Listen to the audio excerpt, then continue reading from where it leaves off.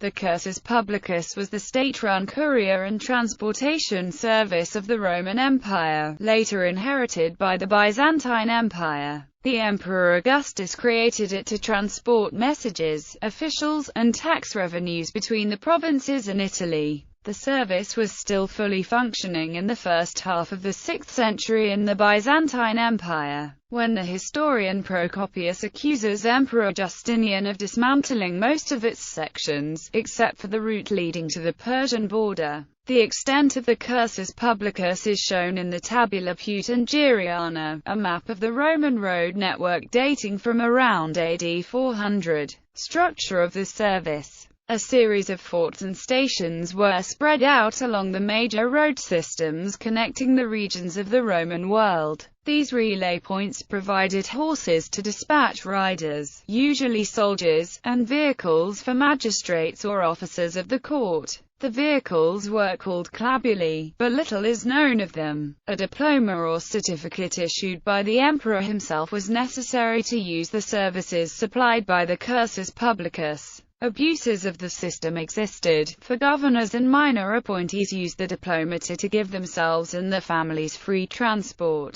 Forgeries and stolen diplomata were also used. Pliny and Trajan write about the necessity of those who wished to send things via the imperial post to keep up-to-date licenses. Another term, perhaps more accurate if less common, for the Cursus publicus is the cursus vehicularis. Particularly in the period before the reforms of Diocletian, we know of at least one praefectus vehiculorum, Lucius Volusius Mechanus, who held the office during the reign of Antoninus Pius. Presumably he had some sort of supervisory responsibility to ensure the effective operation of the network of stations throughout the empire and to discourage abuse of the facility by those not entitled to use it. There is evidence that inspectors oversaw the functioning of the system in the provinces, and it may be conjectured that they reported to the prefecture in Rome. However, the office does not seem to have been considered a full-time job because Mechanus was also the law tutor of the young Marcus Aurelius, which seems to have been his main function. Despite this evidence that the government did supervise the functioning of the network of stations, and, presumably, its development over the centuries, the service was not supplied by a Department of State in the same way as the modern Royal Mail in the UK. As Altai Koskun notes in a review of Van Kolb's work done in German, the system simply provided an infrastructure for magistrates and messengers who traveled through the empire. It consisted of thousands of stations placed along the main roads. These had to supply fresh horses, mules, donkeys, and oxen, as well as carts, food, fodder, and accommodation. Thus, there was no Department of Postal Service with employees paid by the emperor. The one sending a missive would have to supply the courier, and the stations had to be supplied out of the resources of the local areas through which the roads passed,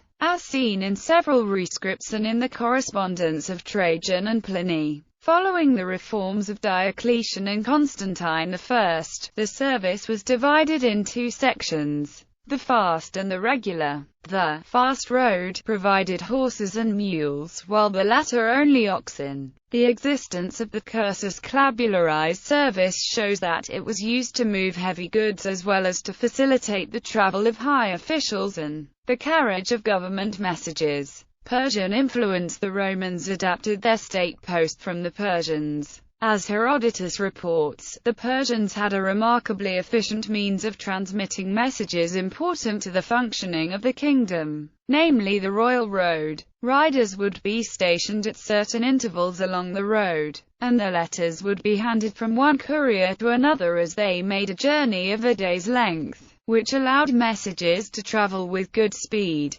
Augustus at first followed the Persian method of having mail handed from one courier to the next, but he soon switched to a system whereby one man made the entire journey with the parcel. Although it is possible that a courier service existed for a time under the Roman Republic, The clearest reference by Suetonius suggests that Augustus created the system to enable what was going on in each of the provinces to be reported and known more speedily and promptly. He at first stationed young men at short intervals along the military roads, and afterwards post-chaises. The latter has seemed the more convenient arrangement, since the same men who bring the dispatches from any place can, if occasion demands, be questioned as well. Tacitus says that couriers from Judea and Syria brought news to Vitellius that the legions of the east had sworn allegiance to him, and this also shows that the relay system was displaced by a system in which the original messenger made the entire journey. Augustus modified the Persian system, as Suetonius notes. This may have had the additional advantage of adding security to the post, as one man had the responsibility to answer for the successful delivery of the message. This does not come without a cost, because the Romans could not relay a message as quickly as they could if it passed from one rider to the next area of operation. The Cursus operated in Italy and the more advanced provinces. There was only one in Egypt and one in Asia Minor, as Pliny's letters to Trajan attest. It was common for a village to exist every 12 miles or so, and there a courier might rest at large, privately owned mansionus, operated by a manceps, or a businessman. The mansionus provided food and lodging, and care and a blacksmith for the horses. The Cursus also used communities located along the imperial highways. These towns very often provided food and horses to messengers of the legions, theoretically receiving reimbursement, and were responsible for the care of their section of the Roman roads. Disputes arose naturally, and for a time, the central administration participated more directly. Financial costs and the fate of the service costs for the Cursus publicus were always high, and its maintenance could not always be guaranteed.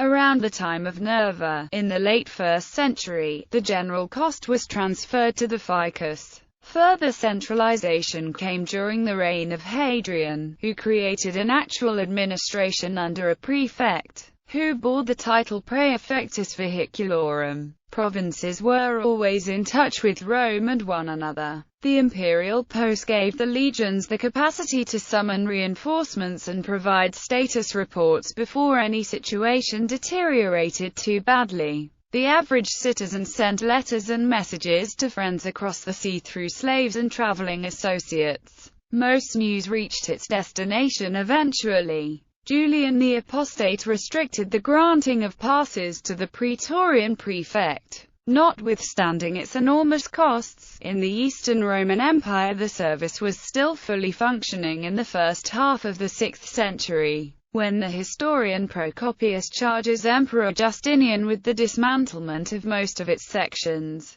With the exception of the route leading to the Persian border, the drómos continued to exist throughout the Byzantine period, supervised for much of it by the logothetes to dromou. Although this post is not attested before the mid-8th century and a revival of the service may then have occurred after a substantial gap. 2. It was by then a much reduced service, restricted essentially to the remains of the old doxes drómos. In the West, it survived under the Ostrogoths in Italy, as Cassiodorus reports. Theodoric the Great's correspondence. Speed of the post. Procopius provides one of the few direct descriptions of the Roman post that allows us to estimate the average rate of travel overland. In the 6th century, but describing an earlier time, he writes, "If we knew the distance between stages, we would know how much distance there is between 5 stages or 8 stages, and we would know the average rate at which correspondents moved along the Cursus publicus.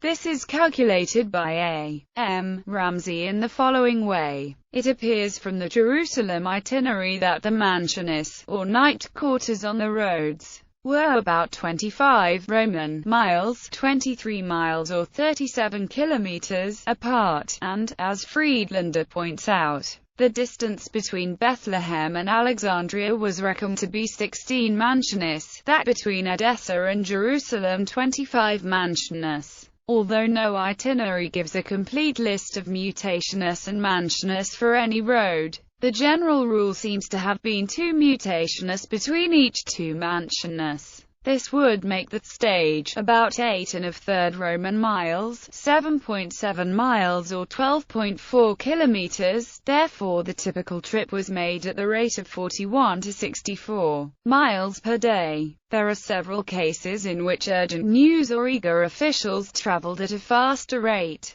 There is the journey of Tiberius mentioned by Valerius Maximus, the news of the mutiny of Galba as recorded by Tacitus, and the news of the death of Nero as described by Plutarch. In the last 2 cases, it is worth keeping in mind that bad news traveled faster than good news, and quite explicitly, a laurel was attached to the correspondence with news of victory, but a feather, as indicating haste, was fixed to the spear of a messenger carrying bad news. In all 3 cases, as A.M. Ramsay points out, the journey is especially urgent, and the time of travel may be recorded because of its exceptional rapidness. Such cases could not be used to find an average speed of the Roman post for carrying the vast majority of items. Ramsay, following Wilkin, illustrates the speed of the Roman post overland with examples of the amount of time it would take a message to travel from Rome to Egypt about the accession of a new emperor. In the case of Pertinax, news of the accession, which took place on January 1, AD 193, took over 63 days to reach Egypt, being announced on March 6 in Alexandria. Since the route that would be taken overland consisted of about 3,177 kilometers, 1,400 kilometers from Rome to Byzantium, including the sea crossing, and almost 1,800 kilometers from Byzantium to Alexandria, and since it took about 63 days or a little more for the message to arrive in Alexandria, this confirms an average rate of about 32 miles per day for this journey Roman post. Another example, based on a Latin inscription, is cited by Ramsay. Gaius Caesar died on February 21, AD 4, in Limyra, which is on the coast of Lycia. The news about his death is found on an inscription dated April 2 at Pisa. The amount of time that the message took to arrive at Pisa is not less than 36 days. Since a voyage by sea would be too dangerous at this time of year, the message would be sent overland, a distance of about 1,345 miles.